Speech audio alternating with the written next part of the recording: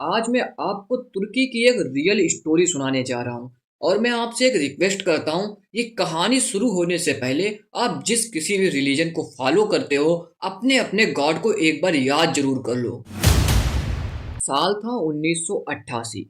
तुर्की में एक यूरोपीय हिस्से में एक पहाड़ी पड़ती है। उसके ऊपर एक गांव है जिसका नाम है दावा तुल्लू। सर्दियों का समय था, इसलिए गांव के ऊपर कोहरा छा गया। एक ऐसा कोहरा जो सामान्य नहीं था, जो एक दो दिन में हटने वाला नहीं था। ये कई दिनों तक गांव के ऊपर छाया रहा। गांव वालों ने कुछ नोटिस करना शुरू किया। रात के समय जब सड़क खाली हो जाती थी, तो सड़क के ऊपर एक परछाई नजर आती थी। एक ऐसी परछाई, ना ही जिसका चेहरा है ना ही उसकी बॉडी है, बस वो काला काला चलता हुआ नजर आता था परछाई में। धीरे धीरे पूरे गांव में डर फैल गया। जानवर गायब होने लगे, कभी बकरी, कभी मुर्गी, तो कभी कभी पालतू जानवर भी। सूरज ढलते ही गांव के लोग अपने दरवाजे बंद कर लेते थे। कोई बाहर निकलने की हिम्मत नहीं करता था। खिड़कियों पर पर्दे डाल दिए जाते थे।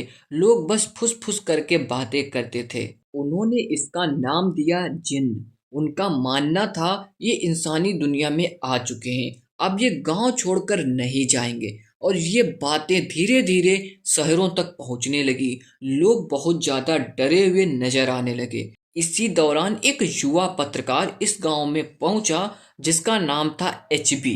अब यहीं से मौत का तांडव शुरू हो जाता है। एचबी का मकसद साफ था।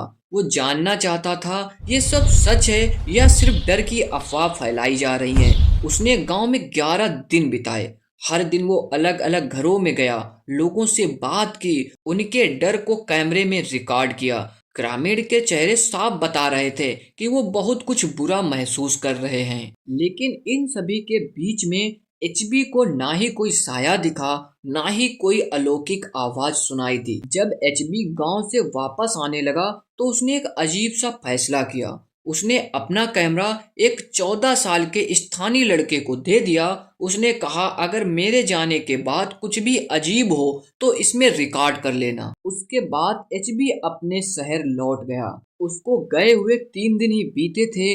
गांव में ऐसा होता है जो हर किसी को हिला के रख देता है। 7 ग्रामीण अपने अपने घरों में मृतक पाए गए।